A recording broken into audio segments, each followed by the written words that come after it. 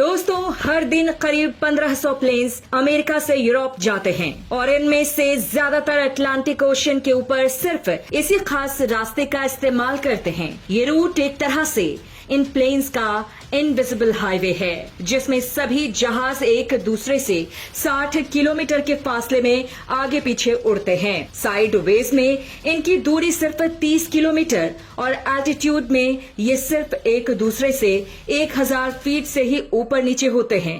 आपने ऐसी कई वीडियो देखी होगी जिनमें एक से ज्यादा जहाज आसमान में एक दूसरे से काफी करीब होते हैं और ऐसा खास तौर पर यूरोप से अमेरिका और अमेरिका से यूरोप की फ्लाइट में देखा जाता है। पर अब सवाल है कि जब पूरा आसमान खाली होता है तो पायलट्स यहाँ एक दूसरे के करीब रहकर खतरनाक सिचुएशन में इस रूट का इस्तेमाल क्यों करते हैं। दरअसल दोस्तों, इस इनविजिबल हाईवे को करीब 130 साल पहले यानी 1920 में वासाबुरा ओइशी नाम के जापानी मेट्रोलॉजिस्ट ने आसमान में कई वेदर बलून से रिसर्च के मकसद से ढूंढा था। 1920 में उन्होंने मौसम से जानकारी जुटाने के लिए कई बलून आसमान में छोड़े, लेकिन उन्होंने देखा कि 30 से 40 हजार फीट के एल्टीट्यूड पर आसमान में एक इनविजिबल ताकत है जो बलून को काफी तेज रफ्तार से ईस्ट की तरफ धकेलती है। पहले तो उनकी इस रिसर्च पर दुनिया ने ज्यादा ध्यान नहीं दिया,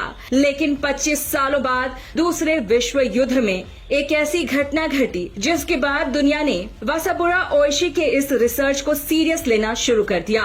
अप्रैल 1945 में 6 दोस्त पिकनिक मनाने अमेरिका के ओरिजिन में गए, जहां उन्होंने जंगल में एक बहुत बड़ा बलून देखा जिसे उन्होंने उत्तेजना में आकर घसीटना शुरू कर दिया।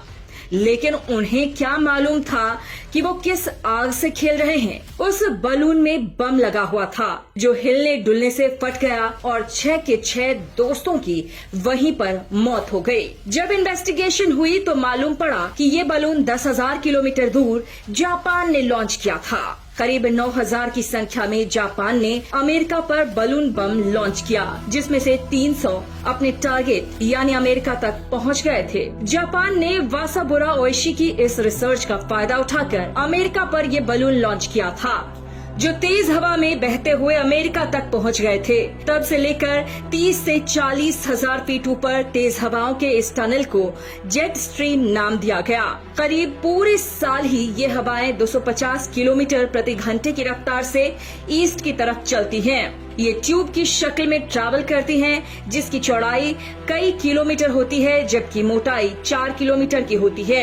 लेकिन हैरान करने वाली बात ये है कि इनकी कोई फिक्स्ड लोकेशन नहीं है। वैज्ञानिकों का मानना है कि पोल्स और इक्वेटर में तापमान के डिफरेंस होने की वजह से ये जेट स्ट्रीम पैदा होती है। लेकिन अब सवाल ये उठता है कि इक्वेटर से नॉर्थ पोल की तरफ हवा चलती है तो इसे साउथ से नॉर्थ जाना चाहिए, पर ये जेट स्ट्रीम वेस्ट से ईस्ट की तरफ क्यों चलती है? तो वैज्ञानिक इसकी सबसे बड़ी वजह अर्थ के रोटेशन को बताते हैं। उनका कहना है कि अर्थ 1600 किलोमीटर प्रति घंटे की रफ्तार से एंटी क्लॉकवाइज डायरेक्शन में घूम रही है और अर्थ की यही रोटेशन इस जेट स्ट्रीम को वेस्ट से ईस्ट की तरफ चलने में मदद कर रही है। अब बात करते हैं कि आखिर 1500 से ज्यादा प्लेन इसी रास्ते का इस्तेमाल क्यों करते हैं। तो साल 1952 में एयरलाइन पायलट ने जेट स्ट्रीम पर ध्यान देना शुरू किया।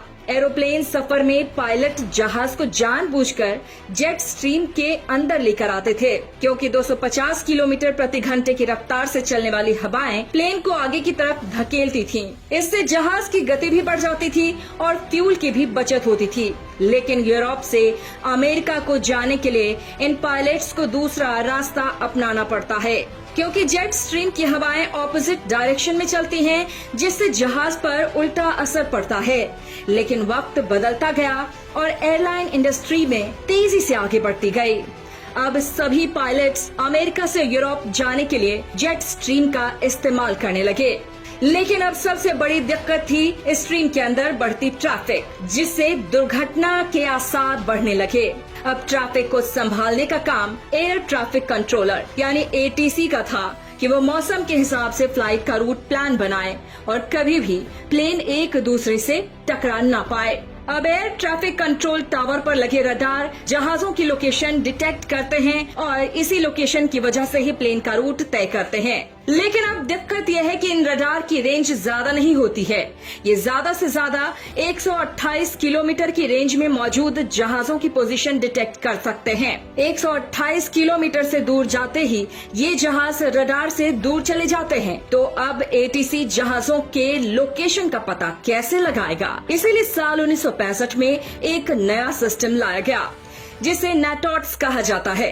इस सिस्टम में अमेरिका से यूरोप जाने वाली फ्लाइट के लिए मल्टीपल रूट पार्ट बनाया गया, जिन्हें 4 मेन सेंट्रल कंट्रोल कहते हैं। पहला है न्यूयॉर्क का स्टेशन, दूसरा कनाडा का गैंडर न्यूफाउंडलैंड, तीसरा सांता मारिया कंट्रोल और चौथा शैनविक सेंटर। नेटॉट्स के पूरे 6 रूट हैं जो नाटा से लेकर NATF तक हैं। उड़ान से पहले ही इनमें से एक रूट को पायलट के साथ शेयर किया जाता है या फिर ट्रैफिक होने की वजह से इन्हें आसमान में ही अपना रूट चेंज करने के लिए कह दिया जाता है। ये जेट स्ट्रीम पूरी दुनिया में फैले हुए होते हैं। हमारे भारत के मुंबई से जेट स्ट्रीम निकलता है, लेकिन ठंड के समय में इसका रूट बदलकर तिब्बत की तरफ चला जाता है और हमारे देश के एयरलाइन इंडस्ट्री भी इस इनविजिबल हाईवे का इस्तेमाल करती है। तो दोस्तों, आपको ये जानकारी कैसी लगी?